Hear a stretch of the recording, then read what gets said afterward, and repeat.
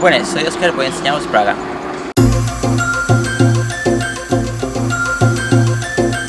Para conocer bien Praga, nada mejor que aportar la ciudad en tren y conocer la vieja estación. Inaugurada en 1871 y dedicada al entonces emperador Shikushuse I de Austria. Dentro atopesen de ellos diseños modernistas del arquitecto checo Josef Fanta. Darreu hay que somorguiarse en la ciudad y en su historia. Puede visitarse el Museo Nacional, los tradicionales mercados de Pascua, si llega la época, y por qué no, hacer una parada para divertirse en la ablucante tienda de juguetes Hamleys. De ellas plantas y decenas de formas de volver a sentirse un niño.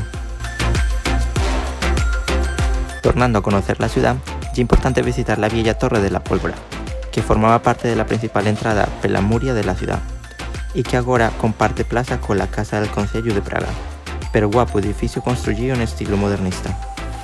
Seguimos camino por la ciudad y atopamos estaciones de tren y arquitecturas Gaia.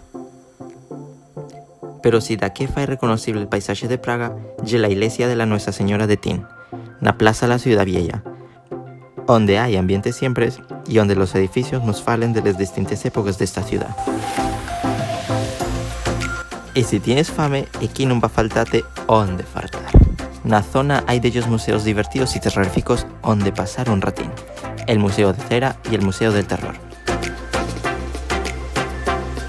A ver si sois quién y reconocéis todos los personajes. Al salir, nada mejor que atopar a los Hare Krishna de Praga y disfrutar con la su alegría. Meca, hay tanto que ver que ya se nos fichó de noche. La semana que viene sigo enseñando a vos Praga. Vémonos.